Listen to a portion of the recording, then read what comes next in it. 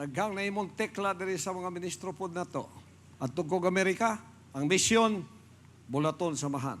Pagabot dito, wapay sa kabulan, ang ministry tanan na naghimo. Pagkakita sa green card, green ang mata. Nawala. Asa man siya? Tuwan na sa McDonald. Nagtrabaho. Wala na imong kaya. Ang pinakadakong bulaton, imong ibiyan pagkatapos nara kadiha. Kagamay sa imong utok, kagamay sa imong kasing-kasing. Wala ka nakakita sa big picture. This is a noble work. It is the most noble work in the whole world. I will not exchange it for anything in the world.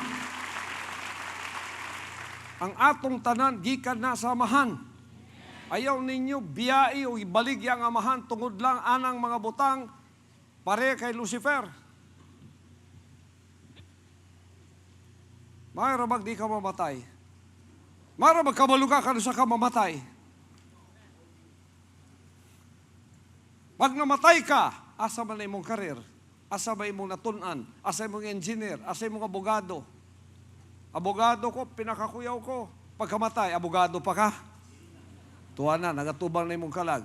Onya, nagunsa man ka sa kalibutan, tanawang record. Ikaw ang pinaka-hambugiro. Wa ka naghatag sa himaya sa amahan. Kaya bitay di, mga magwawali nga, nagdaot sa kuwa. Sige sila nagdaot sa kuwas TV. Kay naselos lagi.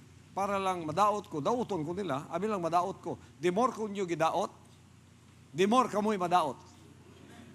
Kuhiton bitaw yung baba, karon galaway. Kumusta mga kabrad?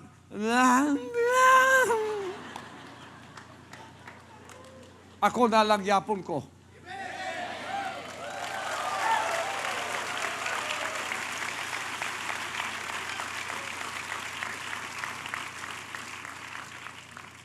Nagkagwapo pa adlaw-adlaw.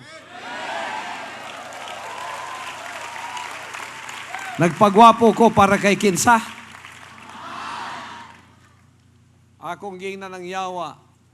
Ako, kung naapay lang kinabuhi, I will still choose to live my life to the Father Almighty. Even if I will suffer. Even if I will be poor. Even if I die, if it is necessary, for the will of the Father. Dapat nga nakakusugan ta ng kingdom citizen. Dunggan ako ang testimony ni Sister Jacqueline Roy ganiha. Kanay Archangel. I-operan siya, kadaghan na sa Amerika. Padala ko na, Dallas, Texas, Bisa, NASA. Dunggan siya mo awit. Oh, gigukod pa na siya sa dito sa Kwan. Gi-offer siya. Gi-usban og offer. Ingon si Jack, thanks, no thanks. You're crazy, you're stupid. Ingon tong Amerikano.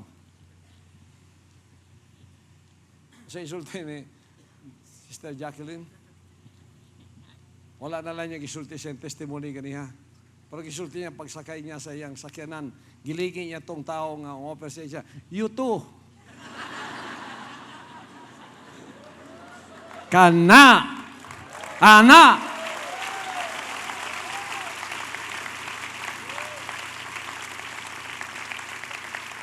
Wala niya gigamit ang iyang pagkasikat diri sa kingdom na #1 singer para mamingwit og oportunidad sa mga tagagawas nga inig labay sa oportunidad, ambak diretso.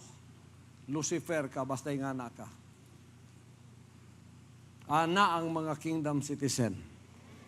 Manindugan, bisan mamobre pa, bisan unsa pa, disiplinahon ko diri, bisan kasab-an ko diri, dili ko malain, kay kabubuton na tanan samahan. Ana, ka-dedicated, committed ang tanang kingdom citizens.